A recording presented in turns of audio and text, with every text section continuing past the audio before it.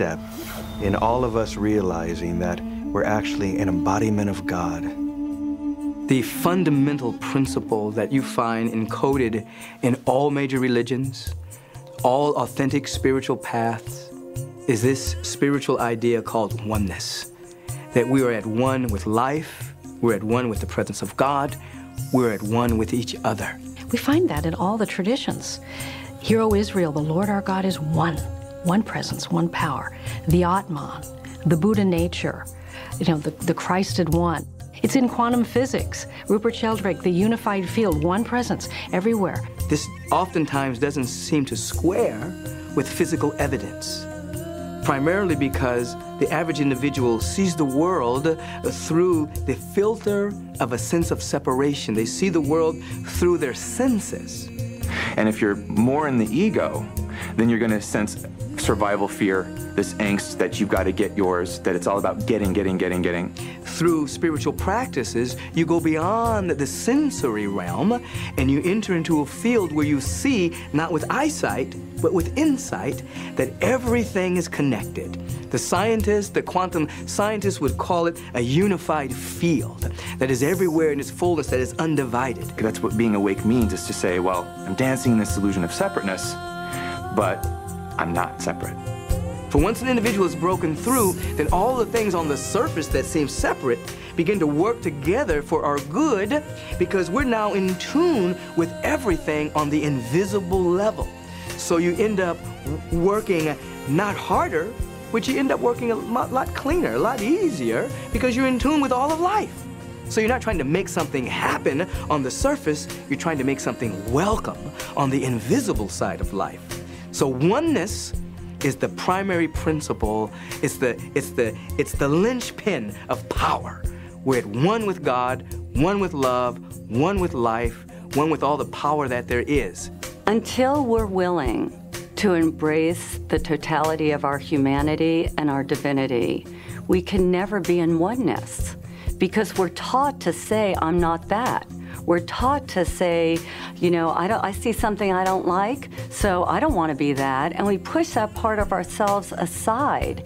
And at times, all of us, including myself, at times find it hard to be at one with someone or someones that either don't agree with us or that have values that would be we believe to be totally destructive. These days, I'm having a lot of trouble with phony people.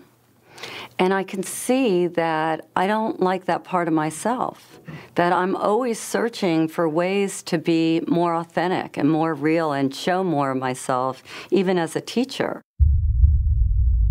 I finally went to take my first nap in 40 plus hours. I really don't know. It was kind of timeless there. And I found an apartment building that had been completely abandoned. And so I went into the lobby of this apartment building, and I found a couch, and I dusted it off, and I laid down on the couch with my face against the back of the couch, and I cuddled up, and I bundled up, and probably about a half hour into my sleepless nap, I could feel the little man, the first victim that we found, the little man in the suit. I could feel him kneeling behind me, and I could see it vividly. He was kneeling behind me, his disfigured face staring at the back of my head. I could feel his breath on the back of my neck, and I was pretty terrified. And I just laid there for, I don't know how long it was, 5 or 10 minutes, just thinking, what is he doing? And I was still and quiet long enough for that voice, that voice, whatever you want to call it, my internal voice, that said to me very loud and clearly, this could be your Vietnam, or ... And it just left me kind of hanging like that. I didn't know what the ... was, but I knew what the this could be your Vietnam meant, having grown up seeing all of the ex-vets with all of their drama that they've brought back from the war and their flashbacks. Having just had my first Ground Zero flashback, I knew that this could be something that could stay with me that way for the rest of my life, and it could probably trouble my future. And I knew that the answer to the was back out on the rebel. So I got up and I suited up again and I put my mask on And I walked around the building, and as I rounded the corner, they had put up a new work light, and it was this very bright, brilliant light. And everything just seemed so bright and so brilliant that I was like just struck. And I just looked around at all these people, and everything just instantly appeared different to me. And I stood there with tears in my eyes. It felt like I was the world was in slow motion. I was watching people go by, and all I could see was just spirits crossing and spirits working and chain gangs of spirits. And it was so clear to me that everything was interconnected, and it was all one big body of God. Everybody had dropped their egos, they had dropped their identities, they had dropped their rank, and they were working together for the greater good of all. And I was so lit up with possibility for humankind of what it can be like when we all are working together in this way. And I could really get beyond concept what oneness was. Knowing that the entire world was experiencing what it was experiencing, all the separation and fear and chaos that was going on in the world, here I was standing there experiencing the greatest bliss and beauty of my life. And I remember just wishing that the world could see this situation through my eyes. When I first decided to be on this spiritual journey, I was really looking to become a better me. And my sister always told me that I was angry and I was selfish and self-absorbed and these whole list of characteristics that I didn't want to be. So I started working on becoming this nice person. And I learned how to talk in a nice voice, and I learned how to give things away that I had if you wanted them. I did all these things. And then I went to a seminar one day, and I'm standing there and everybody's looking at me. In the middle of this seminar, this woman shouts out, "You're a bitch." And I thought, well, I know that. How does she know? And she said to me, "Let me ask you something, Debbie. If you were remodeling a house and you were 6 weeks late and $20,000 over budget, do you think it might help to be a little bitchy?" And all of a sudden, a light went on, because I thought if I just got rid of all my bad qualities, and believe me, I have plenty, that somehow that would make me a good person. The piece I was missing is that every dark quality of mine came bearing gifts. And you can go down the list. Things that we see that are very negative oftentimes have the effect of taking us to the next stage of our evolution. You take somebody like a George Bush, he was an evolutionary trigger. He's galvanized the peace movement, parts of the peace movement that had never spoken to each other in many years, since the 60s. He comes along with a war ethic and a preemptive strike war ethic. Peace movement starts talking. So he actually was a very positive force for the evolution of many positive things on the planet. See, if I want to grow and evolve spiritually, I have to take my projection off of them and own and embrace that part of myself.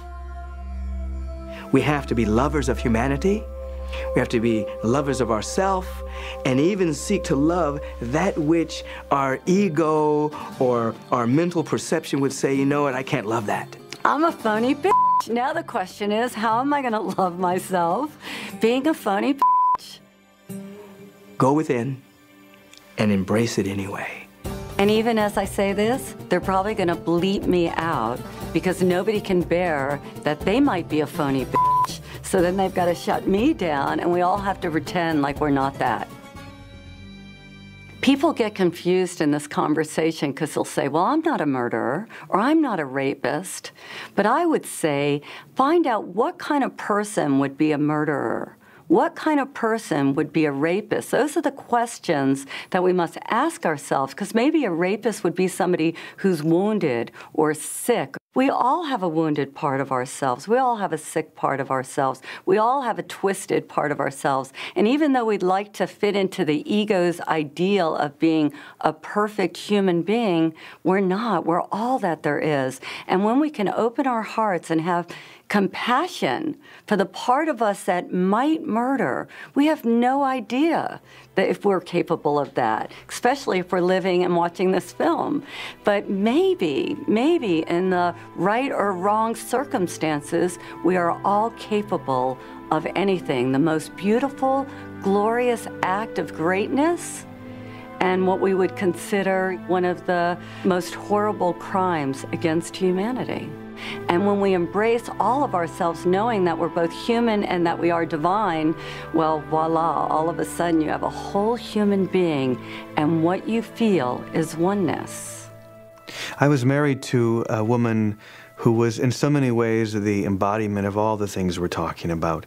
Linda has always been such an inspiration for me, and I know for so many other people, because of her kindness and her beauty. When my daughter and I were in Minnesota with family, we woke up the next morning to hear that 2 men had broken into her apartment and had killed her. The anger and the grief and the profound sadness for me was overwhelming. My daughter and I and a couple of others, we were talking and crying. It was very late at night and my cell phone was beeping because the battery was wearing down. And so I just hit the button to turn the power off, but for the first time it didn't go